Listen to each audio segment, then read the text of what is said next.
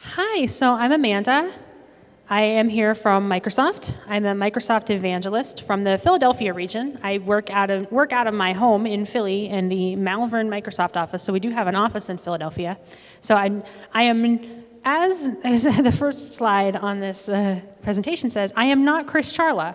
I know that Chris Charla was going to be here, and I don't know if your program had his name or just said Xbox panel. Yeah, see, my program just said Xbox panel, so whoever person ends up here. But he does want to send, he's the head of the ID at Xbox program, and he does want to apologize that he couldn't make it. He had a last-minute thing come up. So he asked me to fill in. My name is Amanda Lang. Like I said, I work out of Philadelphia. I have a game development background, so for those of you that have been looking at the program, it's going to be 80% general game dev stuff and like 20% Xbox stuff. I'm going to let you guys choose the path of what general stuff I talk about based on what your expertises are. I've done a lot of different things. I used to be a game development teacher.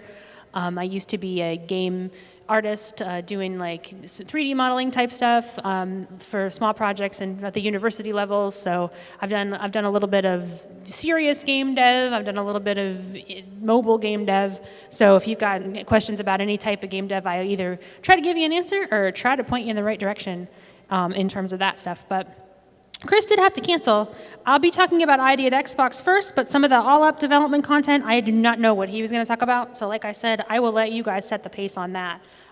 He did ask me, though, if I would put up his email. He is the person in charge of the ID at Xbox program, and if you have questions about ID at Xbox that I can't answer because I'm not the head of the program, he's the guy to send an email to. I will also give you my email if you want it. I've got my cards here.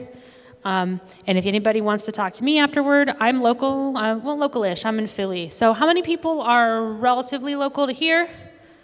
Yeah, so I'd be a good person to hit up, like in college events. I go out to a lot of the hackathons and game jams and stuff like that. So I'm an East Coast person, but he is the guy to email with the very specific Xbox questions that you might have. So take a note of that email, and if you do have questions, he's pretty easy to get a hold of, so you can do it. Just feel free.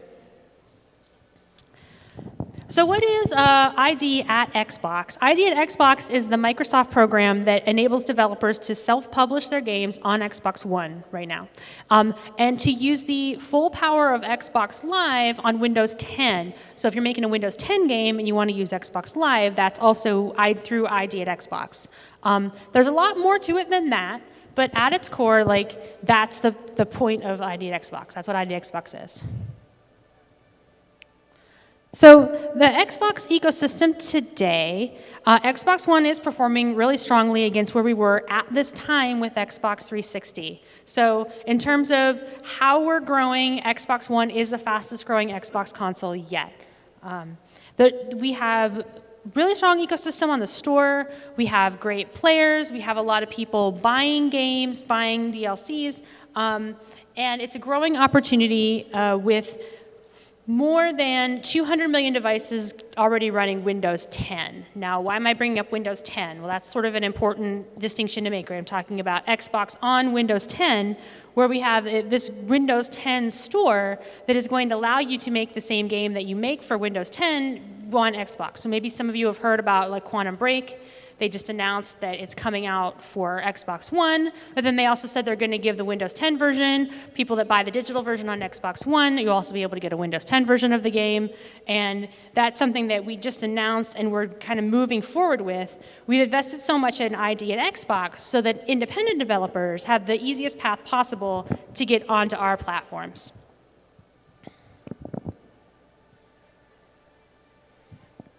So here's the process for joining ID at Xbox. You fill out an application.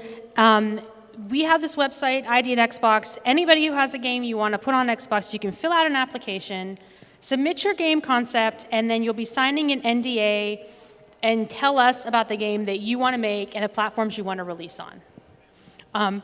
When a game concept is approved by Xbox One, you get 2 dev kits at no charge. You get access to all of our SDKs and our dev forums, so just everything you need to get started on Xbox and on the Universal platform. When you get closer to release, we'll help you get through cert, publish your game to the platform. There's no cost associated with certification and updates. So you may have heard like, oh, people have to pay money to update. There's no cost associated with that. No cost for the dev kit, no cost for the updates. You can update your game as often as you want. I'm going to say that again. There's been a lot of rumors. There's no cost. With the exception of a Dev Center account for Windows 10, which is $99 for a lifetime account. So, but you don't have to keep paying money to push updates to your game or certifications. Obviously, game development itself costs whatever it costs. You know how much your game is going to cost, or maybe you don't. Maybe that's you kickstart whatever you have. But the part that on our side is we're not going to charge you for those 2 dev kits. We're not going to charge you for your updates and certs. You need to be a registered company to join the program. So you don't just join as a person, you join as a game dev company. You do need to be 18, so if anybody's under 18, just for contractual reasons, you have to be 18. You can't have a parent or guardian sign up as your company and be a developer on the company, but you can't officially be in the program until you're 18. All games on Xbox One that use Xbox Live on Windows 10 or on Xbox One or use Xbox Live Windows 10, they do have to be concept approved.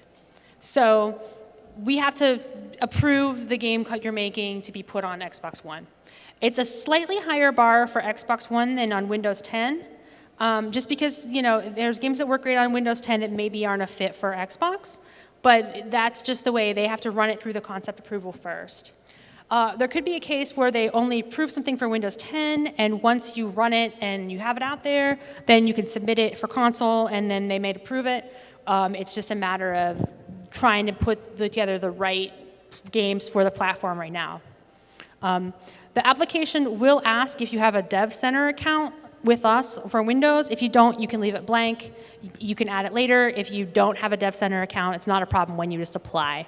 So register your application at this website, which I'll put the address up too, and submit your concept, build your game, and you'll be able to publish. That's the standard way of doing it. So we've got some folks coming in here. Have a seat, no worries. We don't have this projector. This is not a real projector, this is an unprojector, so.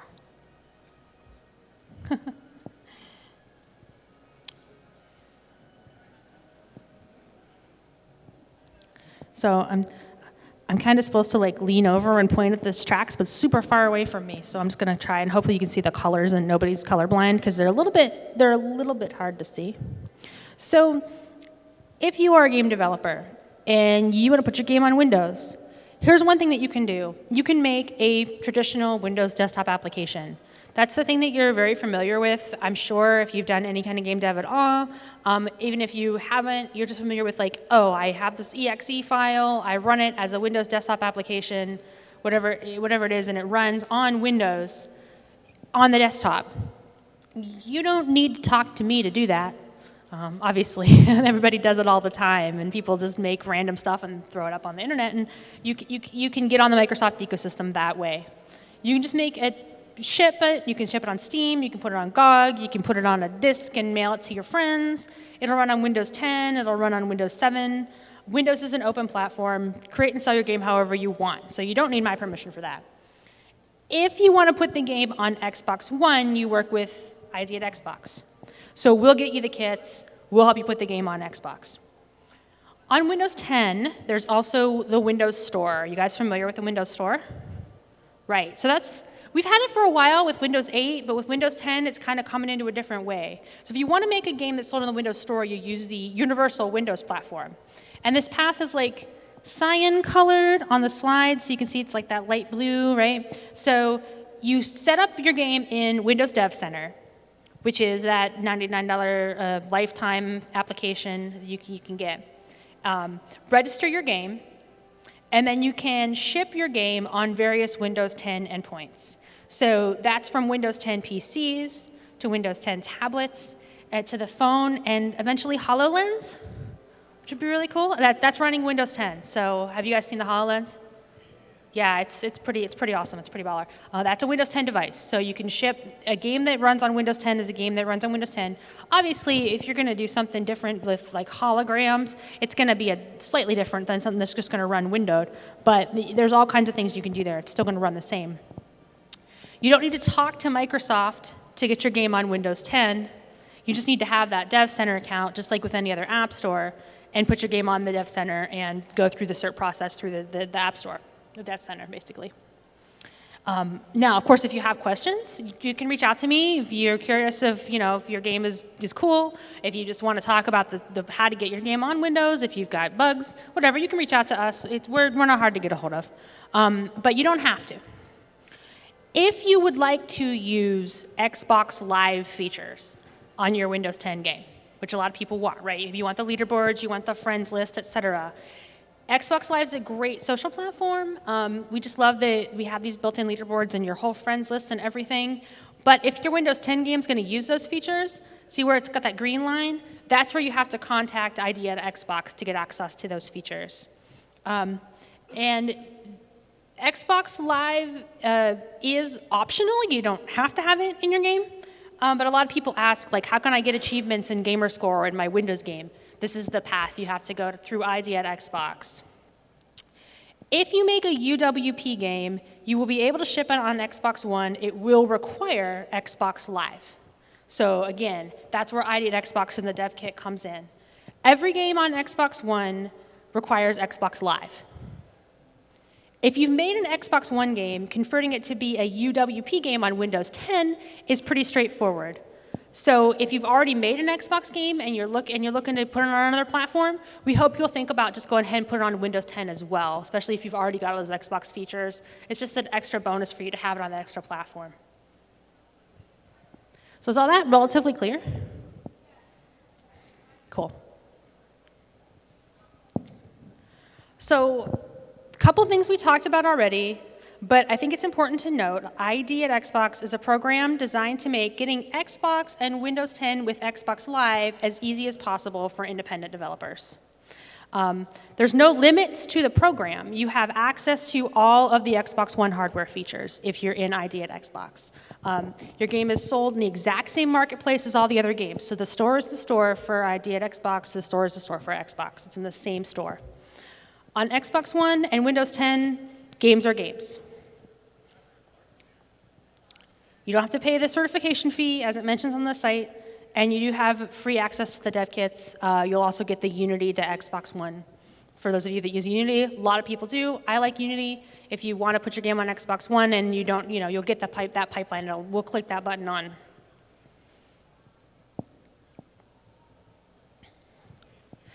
As a publisher, you are responsible for your own promotion and marketing.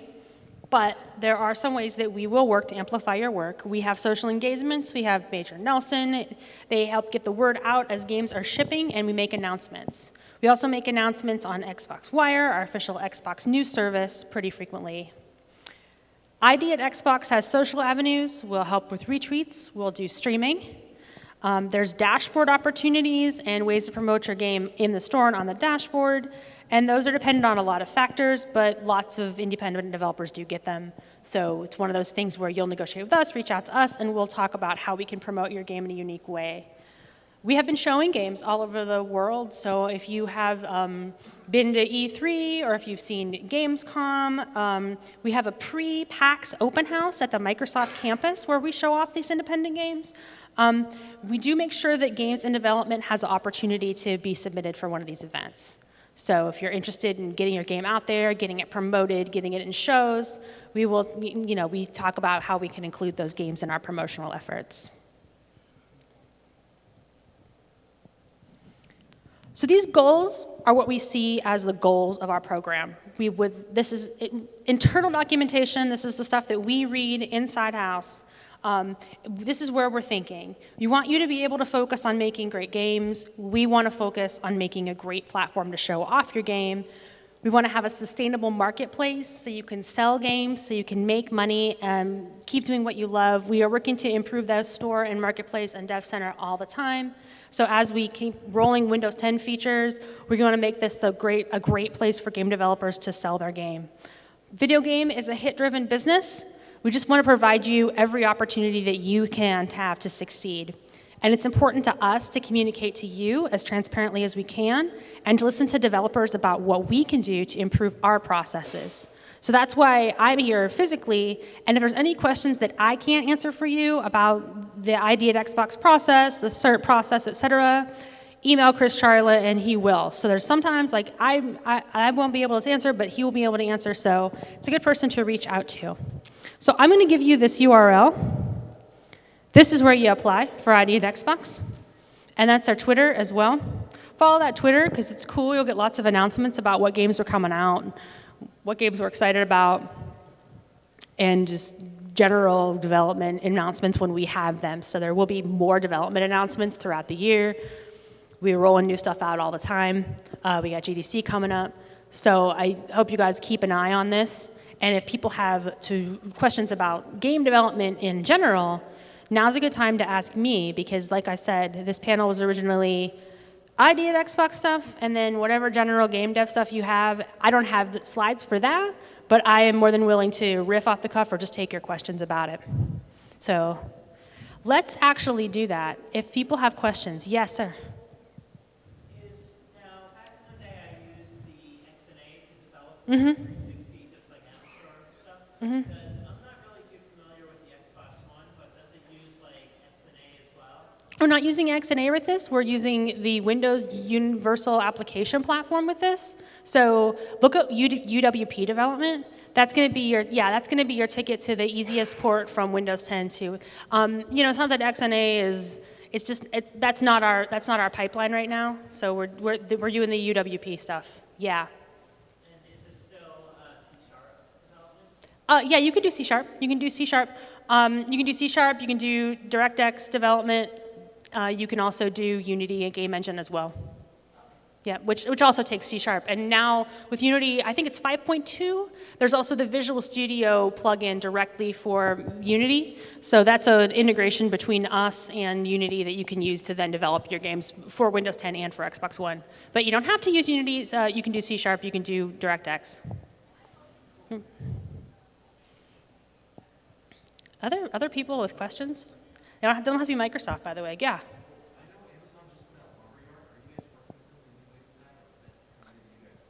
No, Lumberyard's actually based on, I believe, Crytek. That's a totally separate thing. So I don't have any information about like this integration. I don't have any info on that. Yeah, it's so new right now. So yeah. What do you think a healthy breakdown between development time and time spent polishing and testing is? That's a super cool question. So you're working on a game right now? Yeah. Cool, nice. So how do I feel about testing? I'm a huge proponent of lots of testing, but it does depend on what kind of game you're making. For example, some games are very content heavy and some games are very play heavy, right? So you've got games that are more like a action arcade type of thing where you're not throwing a lot of content and assets into those games. That's a game that benefits the most from a lot of iterative testing to really tune the fun. If you've got something that's a little more story focused and you're churning out tons of content, you might not need to play test as often because you may get the core loop down really fast, and then at that point you're just sitting down. And it can be tough because if you have a long dev cycle where this game has like 100 levels that I need to make, like something like a Meat Boy game where you've got like, I've just got to make a ton of levels and I just have to make a ton of levels. You maybe not, people maybe aren't seeing the game that often, right? And that can be like, wow, it's a slog. But there are some games that require that kind of, that content time where you're sitting down and grinding out. And like you said, polish is really important too. If you're interested in selling on a storefront, you've got to spend time on polish. If your game doesn't look good, if your game doesn't have good sound, those kind of things are just not going to get you noticed in the storefront. So if your game does, if the graphics don't come together in some meaningful way, I mean, polish is going to be huge just to get you those sales, to get you that word of mouth. Especially first impressions really matter. If you're on a store and people see your title screen and your logo and your game, I mean, people have a lot of options out there. So like I said, not every game is a hit, but if you want your game to be a hit, spending time on polish is worth it. And it's possible to have a long tail kind of structure where your game has a depth that isn't noticed at first, but it just depends on what you want to do, what success is defined as for you, and what you think you're best spending your time on. So Like I said, it kind of depends on the game. I guess it's not a great answer, but definitely play test and polish if you want to stand out in the marketplace. I mean, do you think that will take up to half of the full development cycle? 20%? Yeah. That's not fair to make you choose a number. Yeah, it's too hard to choose it's so hard to choose a number. Yeah, I mean, like I said, it just is like what type of game are you making? Is it multiplayer or single player? No, it's just single player. It's just single player. Then that's one of those situations where you play test the core loop and then you're going to be polishing for a longer time. Yeah, like to make things work well, but Yeah, I mean, you're gonna get the play testing done and know whether or not it's working at a faster amount of time with single than multi, in my opinion. Just because with multi, you've got other factors to consider. And I mean, are you doing like a story based or more of a action? I have mechanics that are working. Now I'm trying to figure out what to do with them and how much time to spend on art. Early on, don't spend too much time on art. Play test a bunch first before you get too invested in your art. And once you've got a cool thing, then polish the art. I would do that. I would do the art polish way later in the process. I mean, unless you're like a kick-ass artist and can iterate it out like this. Yeah, if you're not that guy, then I would save that for later. Just be sure you do it before it goes out. Other questions? Yeah.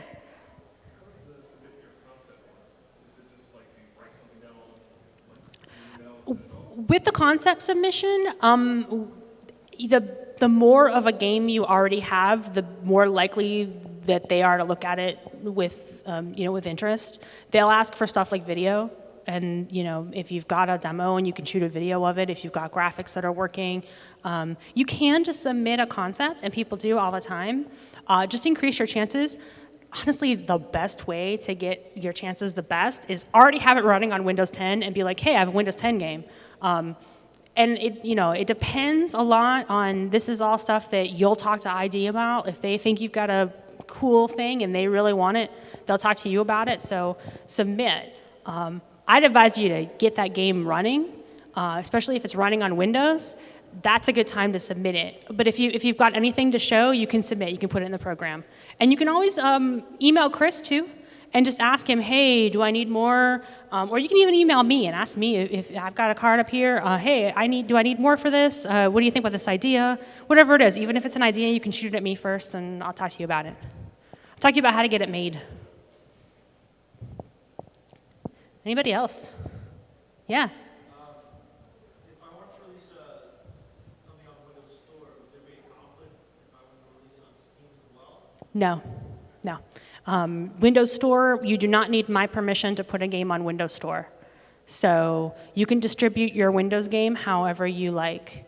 So if you make a Windows game and it's Windows 10 compatible and you decide later you want to put it on Steam or vice versa, you don't even have to talk to a human being to get your game in the Windows Dev Store. As long as you have that dev account and it's running on Windows 10, it goes through certification. You don't have to talk to Xbox at all about that. And if it's just another place to distribute your game.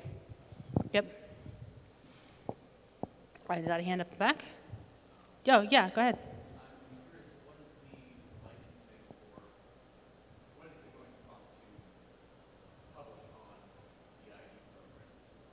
What does it cost to publish on the ID program? There's not any certification fee. There's only the developer's account fee, which is $99. They even send you the Xbox dev kit.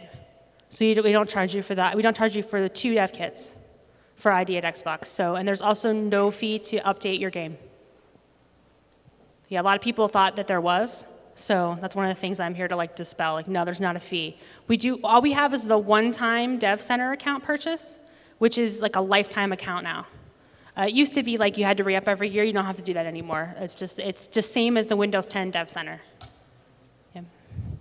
Yeah. I remember a while back, I think it was the MAGFest, there was some sort of controversy because the developer wanted to do an update with the game, and he claimed that Microsoft told him it would cost $10,000 to do an update. Yeah, that's not the ID program. That's not the ID program. Yep. Yeah.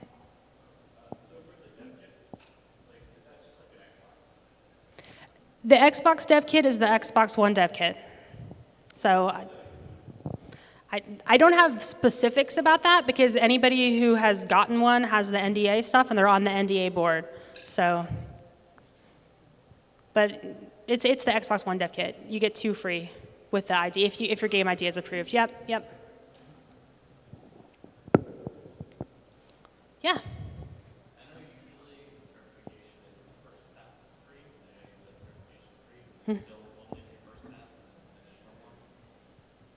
No, updates are free as well. We help you walk you through the certification process. So all that update is 0 cost. Yep. Once you're, the tricky part really is you just got to get that game in, get it ready, and go through the process of getting it on the console. And then we'll actually help you get the SDKs and middleware and get the cert from there. Yeah. Let's say you send in a concept and the concept gets approved and you send you dev kits and whatever something happens and you wind up never really publishing the game. Is there any penalties? Do you have to return dev kits or is it basically just indefinitely yours? Is there an expectation once you get the dev kit? I don't know because I am not the person to ask, but that's a good question for Chris. So he'd be the guy to ask that. Whether or not they give the extensions or whether that's a good question for him. And the dev kit itself, is that sort of a software package or a hardware package? It's a physical hardware.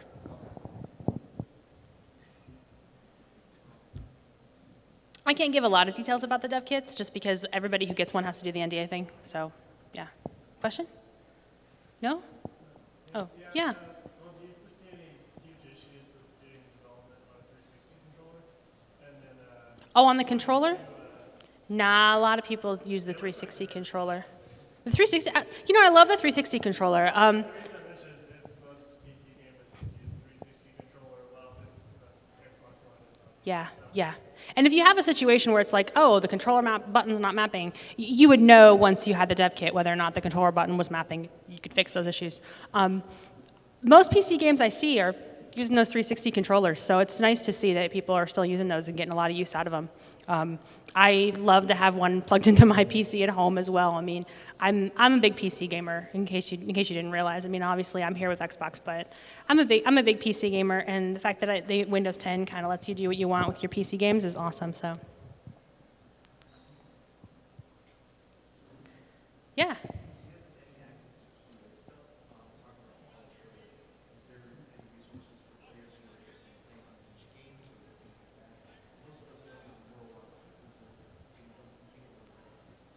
Oh, so you're asking, so the question is, is there a way for like me to give gamers early access type stuff? Oh, no, I don't know. Honestly, test people's Windows games. There's so many Windows games out there that you can test, and people like to develop just, like I said, just random Windows desktop games. I mean, that's an easy path to getting your game out there. Have you guys been down to the independent games floor down here at MAGFest? What do you guys think? Good stuff? How many people, who's presenting a game out there? Anybody? Is that nobody here is presenting a game there? Shoot. Some of the people there they got some really cool stuff. I was excited because there was a lot of games there that I hadn't seen before. I come to a lot of these events, and I'll do 4 or 5 a year, and sometimes I'm starting to see reruns of some of the same stuff, right? But this year, I feel like I've seen so much new, fresh stuff, and it's really encouraging to see all the new, fresh ideas that are coming out and the new games that are down there. So if you haven't had a chance to hit that floor, absolutely do that. I mean your local folks, myself, and there's also Dave Voiles, who's out of Philadelphia, and there's a few folks in DC, the Shahid Chaudhry. We do a lot of game content, and we also post game content on our TV channel, Channel 9.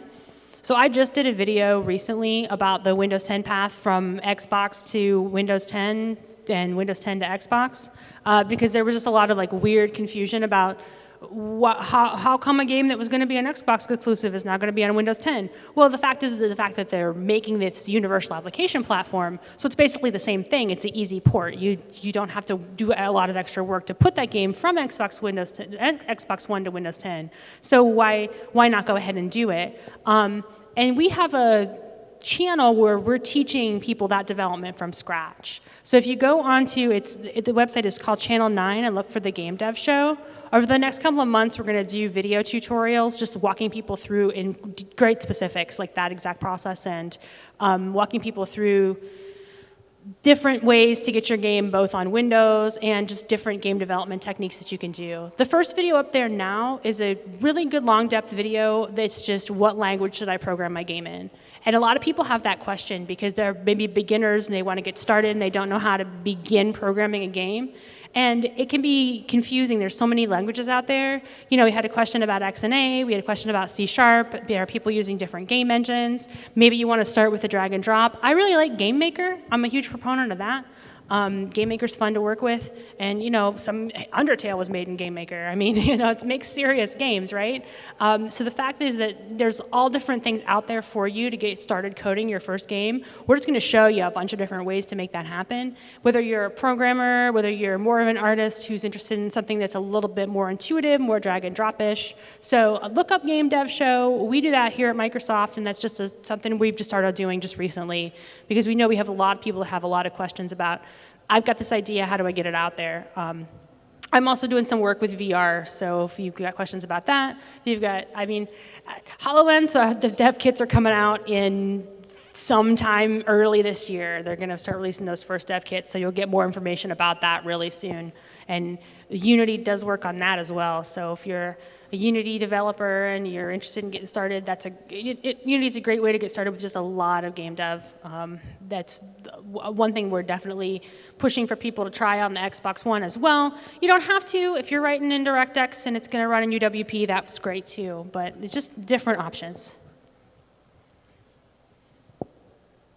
Yeah. So I understand if you want to get your game on the store, you got to go through this approval process. For the Xbox One store, not for the Windows 10 store. Yep. So if you just want to like kind of tinker, get your feet wet with Xbox development, is the answer there to go to Windows 10? Develop for Windows 10. Yep. Develop for Windows 10 because it's going to be it's essentially the same game at that point. Yeah. So it's not going to be substantially different. If you have, do you develop like code-wise Visual Studio? Not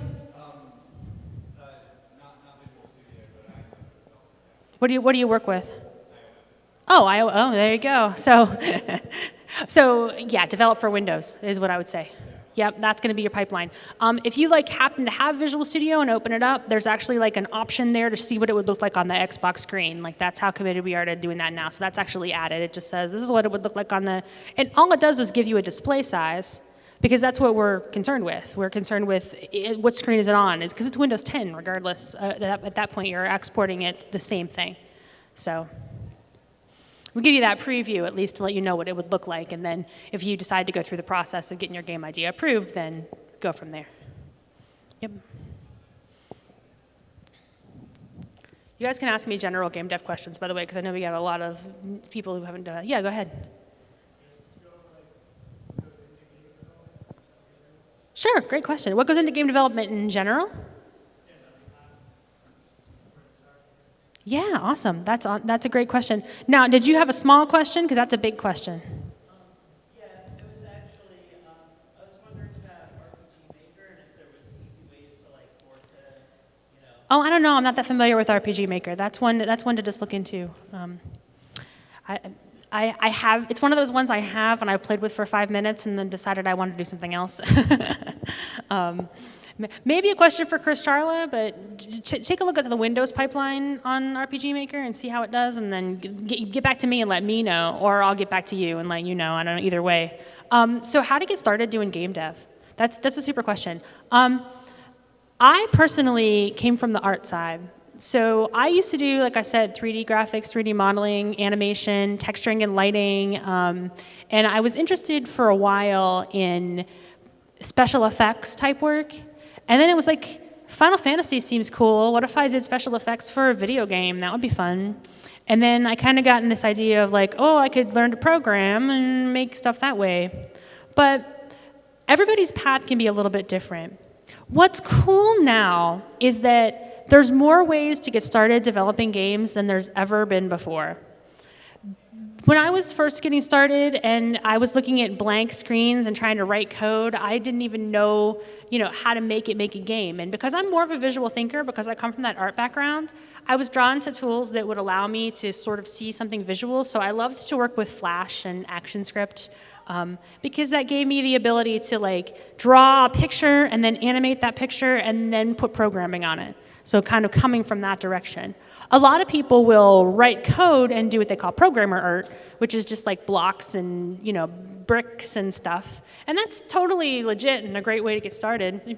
If you download a crappy little animation of somebody walking and later on you get an amazing artist to make it awesome, that's a totally legit way of getting started too. The best way to get started, I think, is not to overscope your first couple game ideas. A lot of people will begin with a really epic plan in mind for the biggest RPG of all time. It's going to have 18 character classes, and you're going to be in 14 races, and you're going to be able to play it online with your friends, and that's their first game idea. And it's you really can't have that be your first game that you make because you're going to burn yourself out really, really fast trying to what I always say, make your baby. So I recommend people just look at simple games and try to remake them first. I mean, you're not going to necessarily sell your first 2 or 3 games. You're just going to be, okay, I'm going to make a Tetris clone. And can I make a Tetris clone?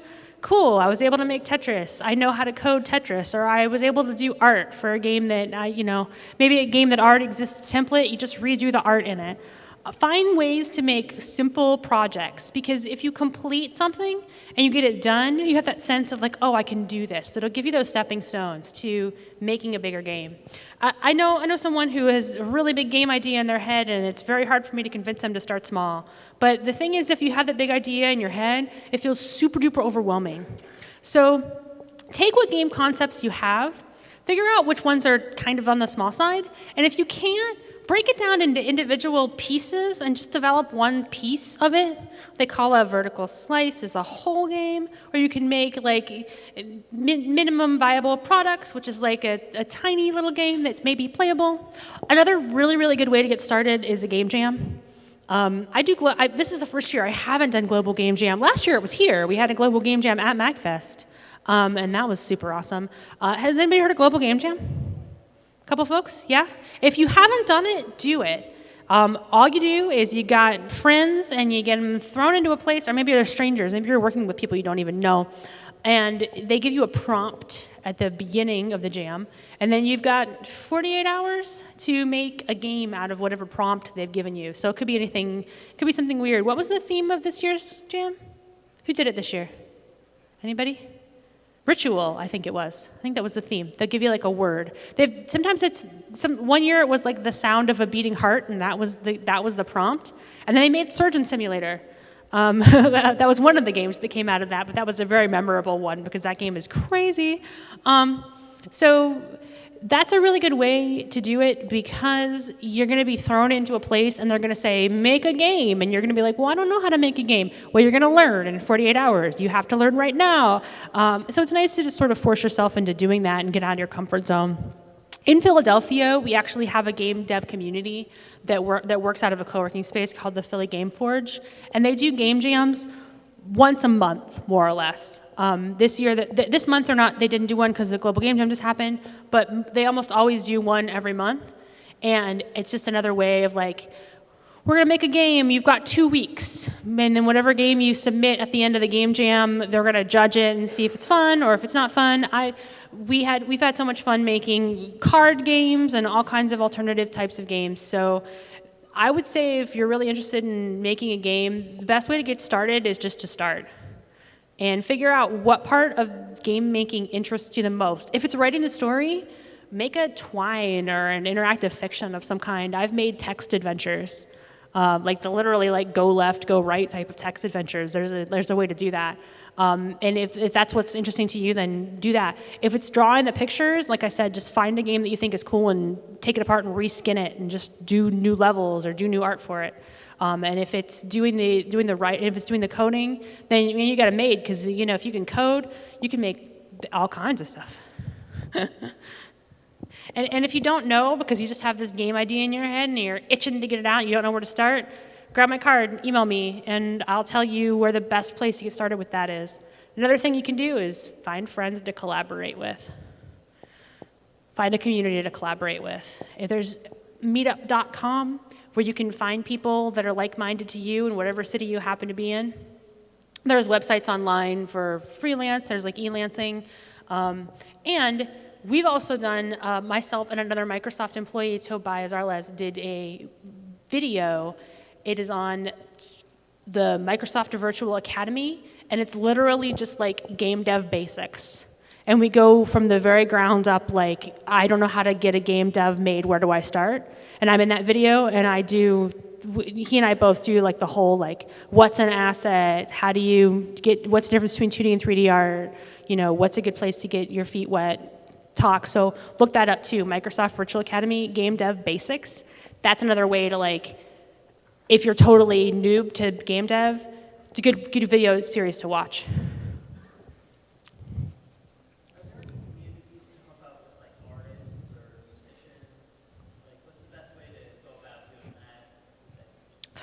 I know in our video that we did, Tobias lists some of them. He's the guy who's done a lot of that out in San Francisco. So, like, online communities, you're saying? Yeah. Like, there's always hiring freelancers as well, if you're interested in that. But, like, we actually, at one point, I was part of a project to develop that kind of network, but it can be very tricky. So, yeah, sometimes you just have to find the right people.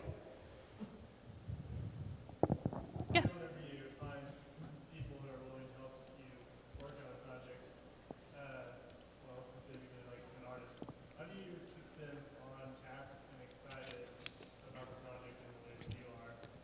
There's no magic bullet for that.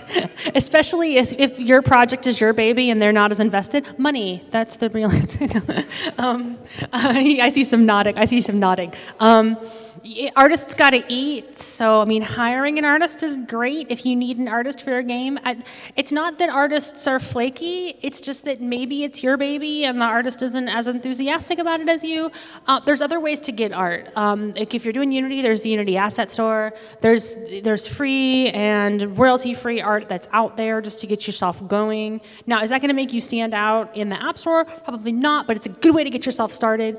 And if you want to make a game and just get it out there and you don't have the art skills, there's tons of art assets available out there for you. So don't feel like you're that super discouraged about, like, oh, I don't have the right art.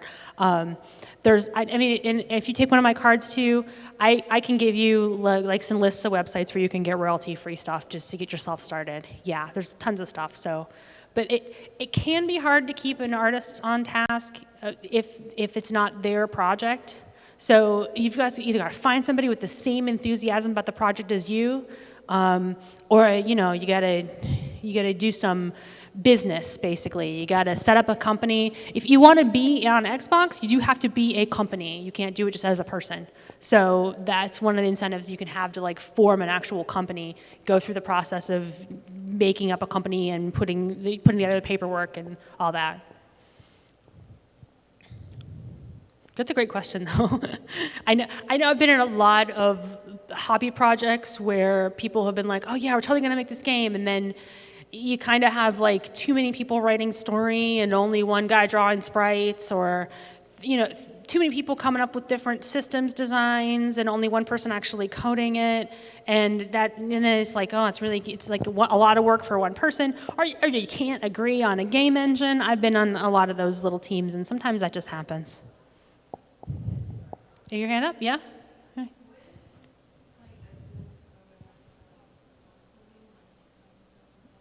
Okay. I'm barely hearing you, sorry. Like source coding, like GitHub and stuff like frameworks, like the different programs where you can like submit your like For code review management? yeah, like to when people like you can check it out. I totally use GitHub. Yeah, I totally use GitHub, or we have a Visual Studio Online and stuff as well, which is now Team Foundation Server. What?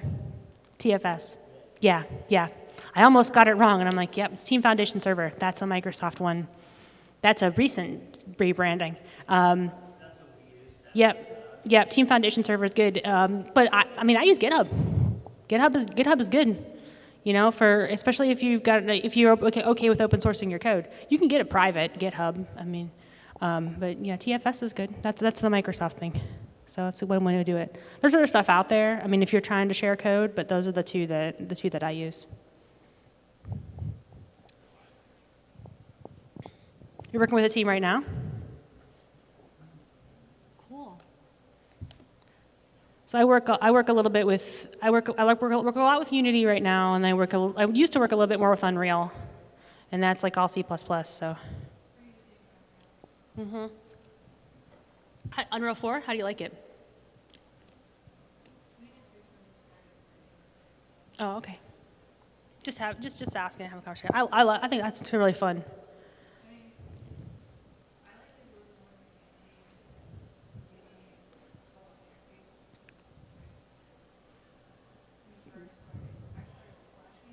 Oh, yeah.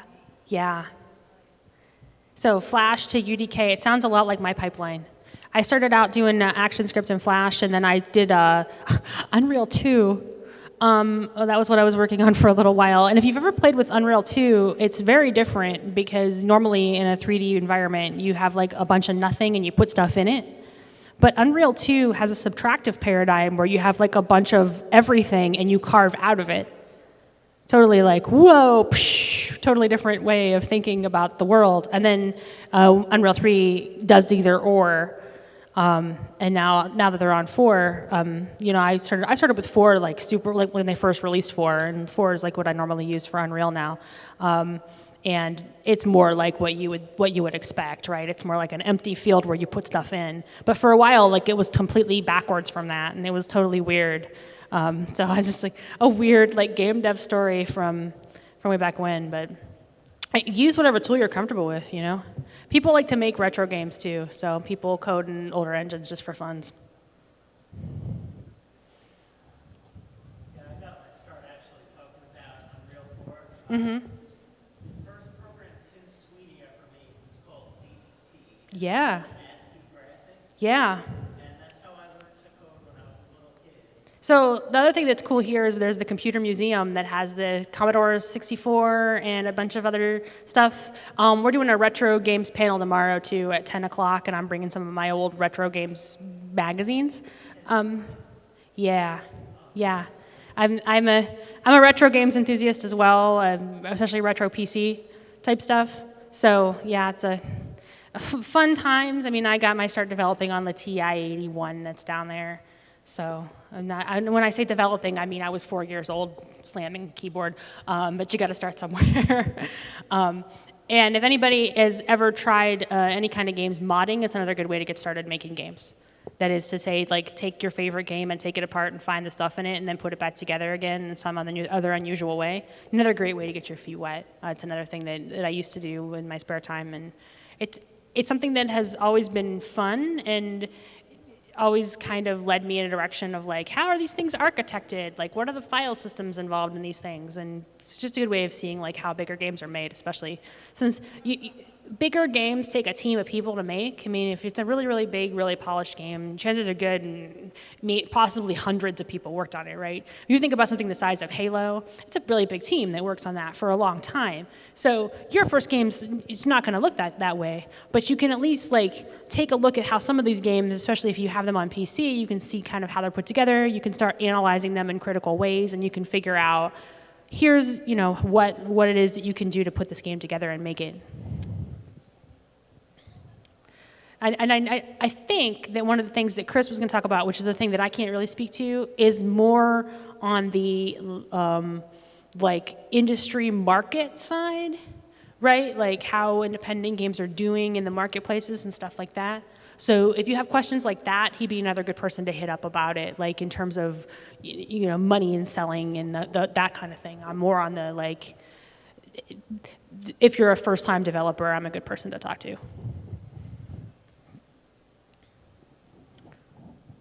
Cool. Well, folks, I am so glad you guys came out here. We have about 10 minutes left, but so if you want to come up and see me, or if you want to see me at the bar later, I do have one more thing to share with you. I have a couple of codes for some Xbox Live games. So if you have an Xbox One and you're interested, you may want to come up and grab one of my cards. And there'll be written on the back of my cards. And then you can take my information. If you just want my information and you don't have it, you can give the code to a friend, or I can just give you my information. I've got some blank cards too. So if you have a question too? Oh, your hand just up. Resting. Oh, no, you can come up and ask me. You can come up and ask me. It's been a pleasure talking to you folks today, and thanks you guys for staying this whole time. So if you want these, you can come and grab. And first come, first serve. I've got a few of them here in my hand. But thanks a bunch. And like I said, if you've got Xbox One questions, you can ask Chris. I'll put his email up here one more time. But if you've got any kind of generalized game development questions, like you've never done this before and you want to know, find me and we'll talk for hours. Thanks, folks.